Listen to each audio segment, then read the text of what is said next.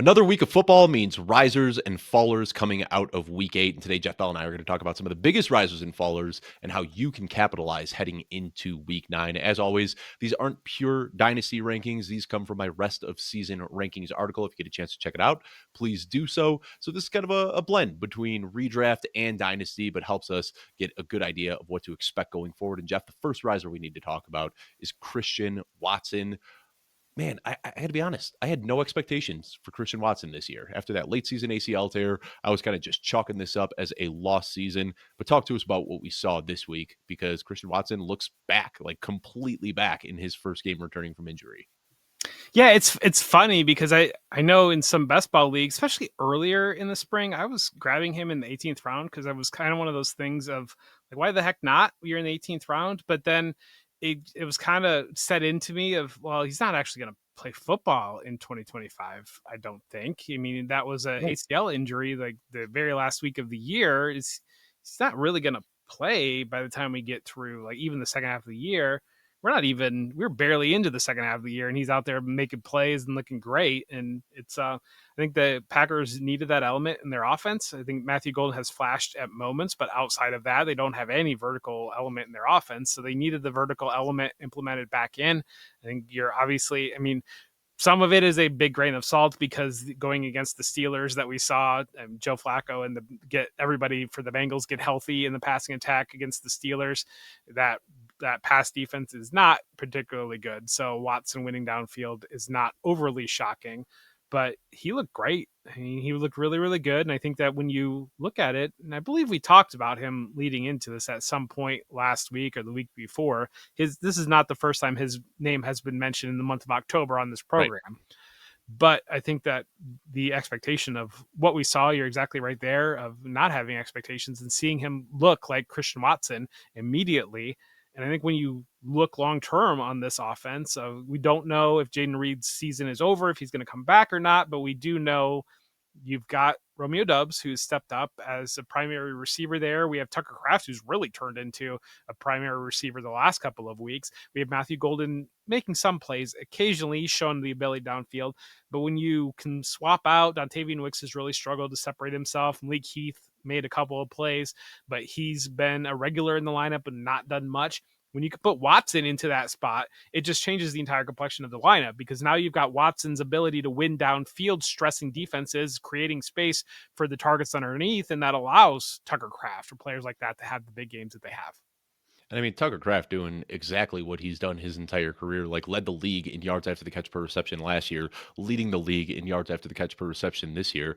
Like he looks like a prime George Kittle out there, just getting him the ball and letting him rumble through the defense. It has been a lot of fun to see. But we start off the show talking about the risers, but let's just, jump ahead a little bit and we'll just talk about Matthew Golden as a potential faller too, because I think that's the big fear here is that we saw Matthew Golden in this return was relegated to a role that would just be awful for fantasy. I mean, he had 3 catches, generated 4 yards on those 3 catches. They were all just short little dump offs near the line of scrimmage. And we saw earlier in the year, he was running a lot of those vertical routes that are very valuable and what we want to see in fantasy. And now it seems like that role is going to Christian Watson. And again, like we talked about expectations, back to expectations for Christian Watson were that he'd come out, play 10% of the snaps, run a few routes, see how his knee feels, and then maybe like ramp up going into next week. But like he immediately is operating as the wide receiver too here. And I really worry about what this is going to do and mean for Matthew Golden going forward. I mean, you're going to fight out on your bench because you can't really put Golden in your lineups right now, and that's where we stand. And it definitely been a disappointing year for the rookie Golden, first round pick, and expectations being high there, and especially what we saw in the preseason, some of the talk around him of stepping in and immediately looking like the guy more or less within this receiver rotation. I mean, some of it's can be hard to learn how to play wide receiver. Some of it's a rookie. Some of it's also you've got Jordan Love, who just has a developed rapport with Romeo Doubs, with Christian Watson, with Tucker Kraft, and so getting up to speed on that can be complicated. And when your hand is not forced to doing that, when you're I think there's 5-1-1 now, 6-1-1 maybe, but you're winning all your games. You're not really in a struggle position. You don't have to force yourself to make Matthew Golden the centerpiece of the offense. The rest of your pieces are available outside of Jaden Reed. So it's all just kind of, part of it's not necessity to make it happen. Part of it's having trust and already knowing you can be successful going to the other players. Yeah, and the last thing I wanna say too is, like, if you go back and you watch this game from Christian Watson, it like, his plays all came with some panache, like, I can't think of a better word, but, like, it's not like he was just He's getting these, feeling like, little himself. dump offs. Yeah, like, the first play of the game was just, like, a little 5-yard out, and it's like, "Okay, like, let's get his confidence going, he can catch the ball, like, he belongs on this NFL field," and then after that, it was just like, bang, deep shot, deep shot, deep shot, like, everything he was doing was, like, vintage Christian Watson. So, again, like, I try not to be too overreactive with my rest of season rankings, I try to maintain my process and all this sort of stuff, but, like, Christian Watson, I've got him ahead of Matthew Golden for the rest of this year. I think we saw enough from last week that I'm willing to make that switch already. Yeah, I think it's a good call. Another riser, Jeff, Tez Johnson, and we've talked about Tez Johnson a lot over this season. We talked about him a lot during the scouting process. You really liked what you saw at Oregon, and then of course we saw the poor testing, we saw the small size. There was a lot of red flags throughout the combine and draft process. Falls to day 3, all these sorts of things. But now we see him operating as a full time receiver, and I think a lot of people are going to see that like. The production wasn't there. He only had 4 targets and he didn't do much last week, but this was just kind of a wonky game for Baker Mayfield, 152 scoreless yards. That's not what we expect to see from Baker Mayfield. When you look at the underlying metrics here, he still was second on the team in targets. He ran just as many routes as Emeka Ibuka. We're getting like little bits of reporting here and there about Chris Godwin, but I'm just kind of at the point that like my expectations for Chris Godwin going this year are very, very low. Like we're starting to see these injuries start to compile from the fractured ankle or the dislocated ankle last year. Mike Evans is out for the year. I am looking at Tez Johnson and just like everything that we felt last year about Jalen McMillan, just like a day 3 pick coming in, immediately getting acclimated to the offense, big play after big play after big play. That's kind of what I'm expecting from Tez Johnson going forward. Yeah, I don't think that's a wrong place to be. I think my I'm a little bit concerned about just the Bucks in general and about Baker Mayfield playing through injury, 2 bad weeks now in a row, and some of that's, I mean, the Saints didn't necessarily require them to do much of anything, but that was a brutal offensive performance by the Buccaneers, coming off of a really poor performance against the Lions shortly a week before that. Maybe it's the injuries have just stacked up to the point they were running on fumes. Let's get to the bye, and the Saints just were never able to threaten. That might have been a big part of it, but some of it too is, I mean, we see Josh Allen or we see Patrick Mahomes have moments where they're not the guy that we expect them to be in terms of fantasy because of the players that they're playing with. At some level of, if you are out of all your guys, it can be really difficult for fantasy production. So, I mean, Tez Johnson opens up the opportunity for struggle targets, basically, for being on the field with Baker Mayfield, for having somebody that needs to get targets. And so I think it's worthwhile to have him as a riser, because if Baker Mayfield does deliver at the ceiling that we've come to expect over the last season and a half or more, then sure, yes, there's going to be Buccaneers wide receivers that are the beneficiaries of that. But I think I don't know if we cursed Baker Mayfield, because it felt like the moment that people started to say Baker Mayfield MVP, it just went into the tank. It was 1 game. I'm really Two not trying to games buy now. into it. 2 games. 2 games. I mean, 2 losses, but the production was there 2 weeks ago. Like, But production we was not there against Detroit. They looked bad against Detroit. did he? Yeah, maybe Chris I was. Johnson had a touchdown in that game, but that was a Monday night game that the Lions just dominated that entire game.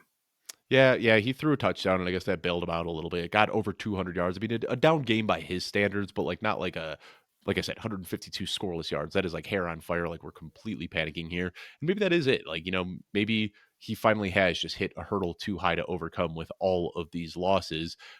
Maybe that is the problem here. But we talked about this pre-show before we started recording tonight. Week 8 was weird. Like I'm really trying not to react too much to some of the things we saw in week 8. I don't think that the Dolphins are a good team, and I don't think Tua Tagovailoa is going to keep throwing for like 300 yards and 4 touchdowns every single week. I don't think the Dallas Cowboys are a bad offense, and like what we saw from Dak Prescott and Jake Ferguson and CeeDee Lamb and George Pickens, like I'm not going to overreact to that. I also don't want to overreact to the Bucks, like, losing, or not even losing the game. They won the game, but like the Baker Mayfield having a down game, that just seemed like they were so easily able to just like keep the ball on the ground, whether it was Sean Tucker or Rashad White, they were able to just do that there. So it was a weird week. And I know like we need to react to everything coming in every single week, but the same way I remember last week we were talking and we were saying like Travion Henderson wasn't involved. That sucks. But we're not going to overreact to this. And while everybody else was saying, drop Travion Henderson, he's a bust, he's going to be terrible, we said, wonky things happen on a week to week basis, and we don't want to overreact to this. That's kind of where I'm at when I look at this Bucks game. I think Emeka Buka's hurt, and I think that's really I does. mean, it would be on brand for the Bucks. Buka is hurt. Well, we knew he was hurt. It was shocking that he played on Monday night 2 weeks ago. It was Yeah, they, shocking they that he said it was was a available for multi-week the injury, and then he suited up yes. on Monday. Yeah. Yeah, and I think they probably saw it as the wide receiver core is decimated, especially after seeing Mike Evans go down. I mean, he had obviously become active for that game. Ibuka was when Evans went down, but looking and knowing that the week 9 bye, I just think they really need the week 9 bye. Is probably where we're standing right now with the Bucks. They really need that. We see sometimes where the bye week comes at an inconvenient time where you're hot and you're rolling, and we see other Hmm. times where like you're just running on fumes and you need that bye, you need that chance to reset. I think the Buccaneers are there. I don't think you're wrong on Tez Johnson. I think that he's earned his way to be on the field regularly. And when you're on the field regularly with Baker Mayfield, the opportunity for touchdowns, everything is definitely in play. To me, I'm just a little bit concerned that the injuries have gotten to be a little bit too much in the receiver core, which plays into Johnson. But if it lowers the overall ceiling of the offense, do they come out with Bucky Irving Hmm. out of the break back, and do they focus on the run game like we saw in this? It's just a question of maybe less entirely irrelevant on Tez Johnson. I think Tez Johnson is a good call out as a riser. Another riser I want to talk about is Troy Franklin, and huge shout out to Cecil Lammey. We got to give it to him. Cecil, he is at training camp every single day, watching the Broncos closely, resides here in Denver, WFAN. He's on the radio, he does all these things for Denver, and he would not stop talking about Troy Franklin this offseason. He was like, guys, Troy Franklin's the number 2. Like, he's taking that step forward. He and Bo Nix, they've got this connection from college. It's bleeding over into year 2. And we listened to it, Jeff. Like when you look at rankings this year, you and I both said, all right, we're gonna listen to Cecil. Like he's there every day. I'm not going to Bucks or Broncos practice, but Cecil's there and he's saying it. So we took the cheese on Troy Franklin, and sure enough, every single game so far this year through 8 weeks, it has been either Troy Franklin or Cortland Sutton leading the team in routes run. And now we see those routes run turning into production. We saw the 2 touchdowns last week against the Cowboys. How high are you willing to push Troy Franklin up? Because I know this is a guy coming into the league that you had high expectations for. You're a big Troy Franklin guy. We see the connection with Bo Nix. That translates back to their time together in college. Can we see Troy Franklin now just kind of become that number 2 option in this offense? And I'm saying, like, can we see it happen? It's already happened. Like, he's the number 2 guy in Denver right now. He is the number 2 guy in Denver. I think the one thing that I lag on a little bit is the participation and the snaps are pretty much exactly the same for Franklin, for Marvin Mims, and for Pat Bryant. And it seems to be you've got Sutton that's a pretty close to an every down 85-90% player, and then those other receivers are all kind of sitting around 60%. So I wish I was seeing that inch up for Franklin. That's probably my only hesitation on this, but I think it's absolutely legitimate. I mean, you look at the targets, you look at what he's doing with the targets. Yes, you should be viewing him as I think he was my wide receiver 30 last week. Part of that was the buys, part of that was going against Dallas, but I know I was higher than consensus on him, but he definitely delivered much higher than that wide receiver 30. And I think that when you look at what you have with Franklin, in most situations, you got him for, unless you drafted him last year during rookie season before the draft when he was going as a first round rookie pick, you probably Right. paid next to nothing for Franklin, especially in redraft leagues this year. You added him after week 1, after week 2.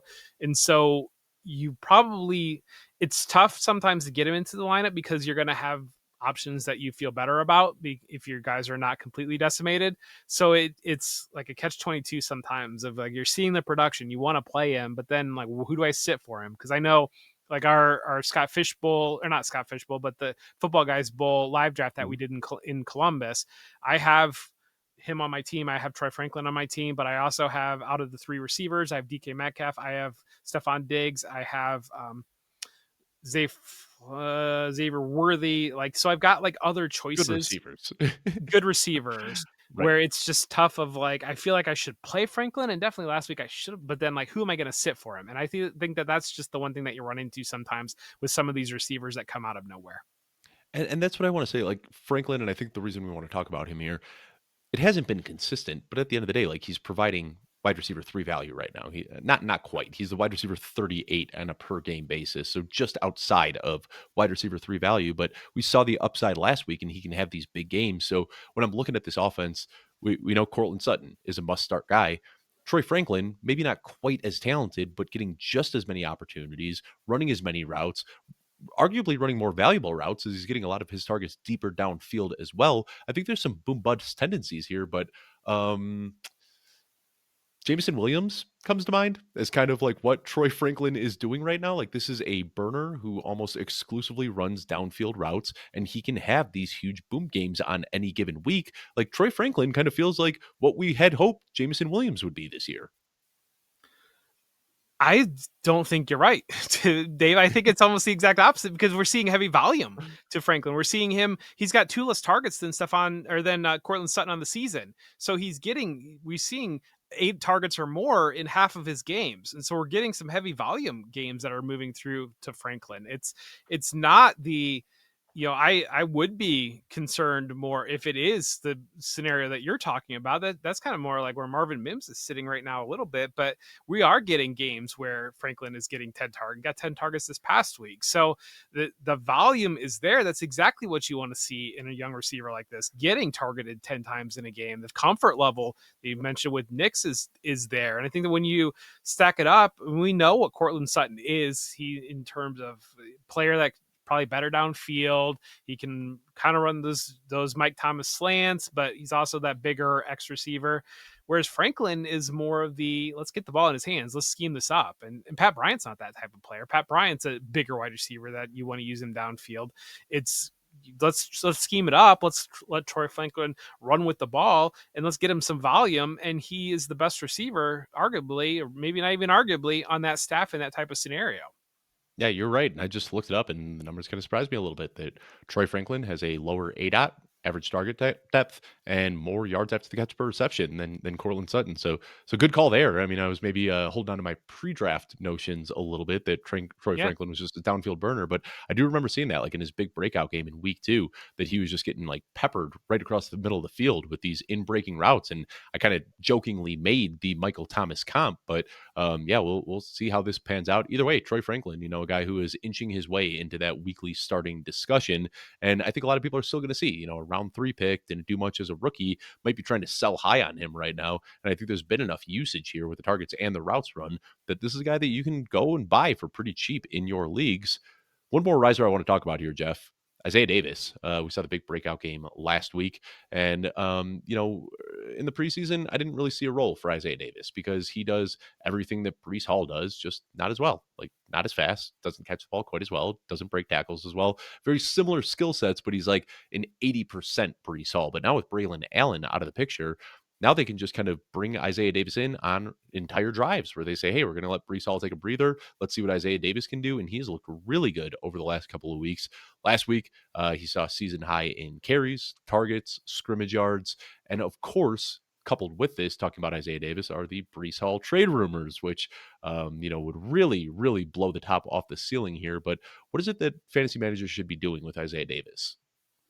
Well, first off, so Isaiah Davis and Brees Hall both went over 100 scrimmage yards, and I will even tell you the time period, but I don't know what I'll give you something if you can name one of the two backs. The last time the Jets had two backs over 100 scrimmage yards, and we're looking at a time frame of about, I think it was maybe about 2015, 2016 ish range. Huh. See, I was going to go way, way back to like Thomas Jones, but I don't think that's right. Nope, not Thomas Jones. Who was it? Bilal Powell and Elijah McGuire. were the last Yep, time that the would Jets had not have gotten that one.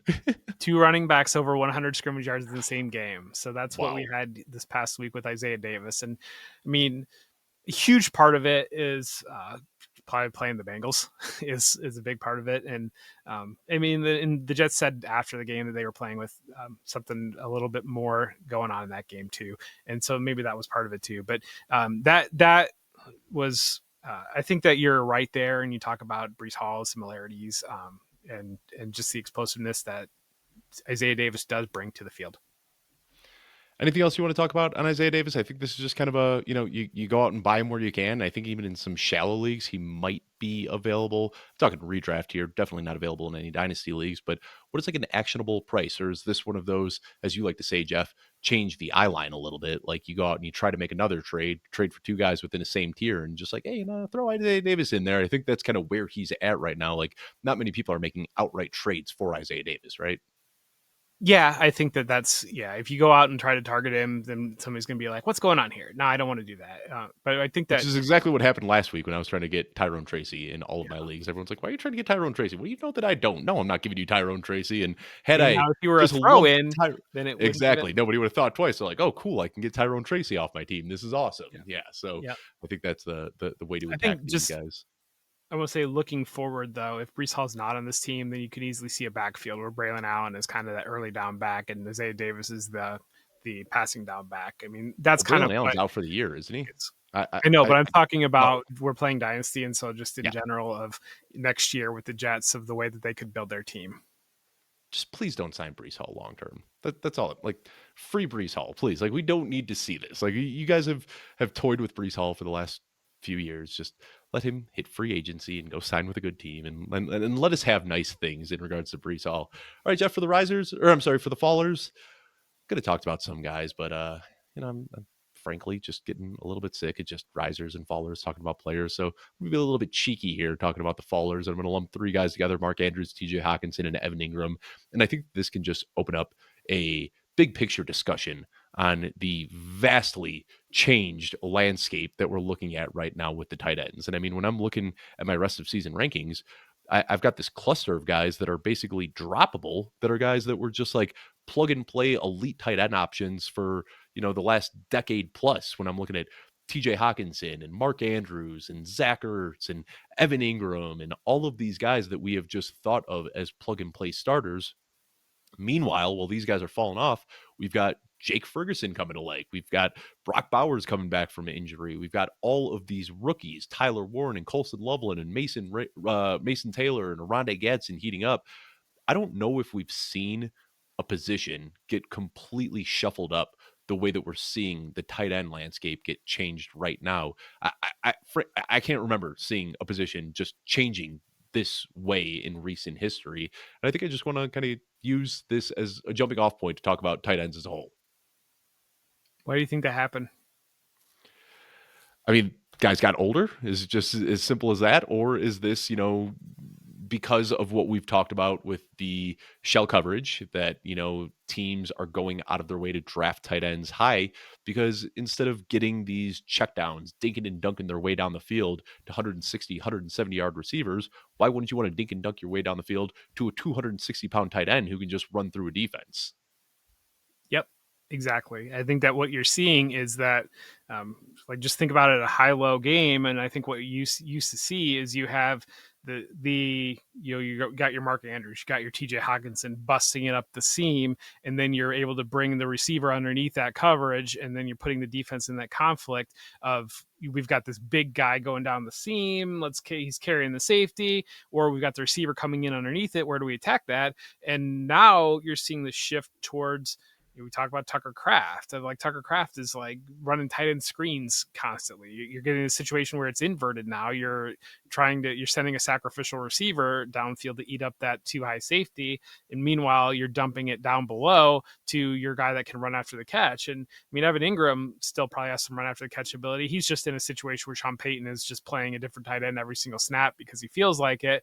But other than that, I think when you look at Andrews and the league just changed. The league changed to not accentuate their games basically, and some of it's their quarterbacks have been bad. I mean, not having Lamar Jackson for Mark Andrews certainly is part of it. Not having a good quarterback for TJ Hawkinson's a part of it as well. And TJ Hawkinson coming back off injury, it might be part of it. But I think just in general of what they can do relative to where the position has gone, it's been that big tight end that can carry the seam. It's been schemed out of the passing game a little bit just by defense, just kind of in general where teams have built their passing games. And in fantasy, it's been replaced by these tight ends that are great after the catch and can get the ball in their hands and allow them to run and create. And I think that's the big difference too, is we're just seeing like a completely different breed of tight end. Like Zach Ertz, have you seen the Twitter account? Did Zach Ertz break a tackle? It's been going around for like almost a Yeah. decade now. And it's like every time he catches the ball and they just say, no, no. No, because he doesn't break tackles. And like that's what he does. Like he is a finesse tight end. Like he is a great route runner. And he's going to catch the ball and he's going to fall over. TJ Hawkinson is great at being this gigantic target that just stands in the flat and he catches the ball and then he falls right over. And of course, you've got your unicorns throughout the years, your Rob Gronkowski's and your Travis Kelsey's. And we remember those guys for what they did. But now it seems like that is just like the prerequisite, like to be an NFL wide receiver is you have to be able to break tackles. So when we look at Tyler Warren, Tucker Kraft, Brock Bowers, Oronde Gadsden, Sam Laporta, Harold Fannin Jr., Dalton Kincaid, Mason Taylor, Colson Loveland, all of these young guys that have come into the league over the last few years, they all do that. Like they are all able to just run through defenses. So I think that's the big difference here is that like it's not this old man's game where we used to see these tight ends playing into their mid to late 30s where they're just gobbling up targets in the flat. Like you need to be that dynamic athlete right now that can consistently break tackles. And that's how we're seeing this kind of counterpunch to the two high shell coverage that has really just taken the air out of the ball over the last half decade. Yeah, exactly. And I think that's, yeah. And so looking at tight ends of probably if you can flip name value off Andrews or name value of Hawkinson in your dynasty roster, your redraft leagues, like that's where you need to be looking right now of how can you pivot and get out of these guys because the when we have time to reset after the season and look at the numbers, I mean, they if they're not falling on keep trade cut right now, which I would be surprised given how reactive it can be there, they will be plummeting on keep trade And cut. I think after this year. it's funny you mentioned that because I had one of my buddies just reached out to me today and he said, "Hey, I got this dynasty team and like there's some veterans here and it's not doing too well. Like, what should I do from here?" So I looked at his team and he had a couple of these aging tight ends that I mentioned, and I said, "Dude, just flip these guys for whatever you can get. Like, if you can get third round picks for these tight ends right now, take it." And he said, "Well, will you give me a third round pick for Dallas Goddard?" And I said, "No." But somebody out there might. It's not going to be me, but But somebody might. but I feel like Goddard is not in. I don't lump Goddard with these guys because I think Goddard is creative after the catch, and then we're seeing a lot of creative usage around the goal line with Goddard. I think Goddard can bring. We're seeing That's some of it. the rugby type plays and whatnot, but yeah, because I'm seeing like a lot of tweets of like, don't. I mean, Dallas Goddard, it's all fake, and it's like, well, I mean, it's not fake that they're giving him targets around the goal line. I mean, sure, his production It feels is unsustainable, perhaps. okay, but you know, when we've seen guys before, Mark Andrews is one of them that when Johnny some Smith. guys just catch 10 or 12 touchdowns in a season. And so, like, yes, sure, it's unsustainable, but when you keep doing the unsustainable thing, it becomes sustainable. Right. And I think to Jonnu Smith last year, I think to like even Taysom Hill, kind of what he's done throughout the year. But I was just looking at this the other day and I was kind of shocked to see. But Dallas Goddard on a per game basis is averaging fewer yards than he has since 2019, which was his second year in the league playing with a prime Zach Ertz coming off 1,000 yard season. So the touchdowns really have inflated Zach Ertz's. And I didn't want to lump him in here when I'm talking about these falling tight ends because Zach Ertz is right now, like he's already got his career best touchdowns in this season. He's averaging God, more fantasy points per game than he ever has you're before. talking about the wrong Eagles tight end. What was You that? kept saying Zach Ertz. You kept saying Zach Ertz. It's Oh, Goddard it's you were talking about. yeah, it's getting late out here as we record late in the evenings. But yeah, Dallas Goddard, like right now, the touchdowns have been there, and they are buoying his production a little bit. So I didn't want to lump Dallas Goddard in here as a faller because that just seems mean and unfair. But that's another guy that I think like if you can trade on the name value right now, if you can trade off a guy who's been scoring touchdowns at a ridiculous rate, I don't think it's the worst thing you can do. But Yeah. Jeff, any final thoughts on these risers, fallers before we sign off here? Nope. Good list, Dave. As always, thank you for tuning in. Jeff and I will be back on Friday. For those of you watching on YouTube, we did officially switch from our Friday matchup preview being pre-recorded, coming out late at night, to doing very early on Friday morning. So 8 a.m. Eastern. Be sure to check that out right here. I should know what our YouTube channel is. I don't. You can search it, Football Guys Dynasty Show. You'll be able to find it on YouTube. But if you go to our YouTube channel, you can turn notifications on, see that show. Be sure to check it out. 8 a.m. Eastern Friday morning. I want to thank you all so much for taking the time to tune in, and we will see you Friday morning.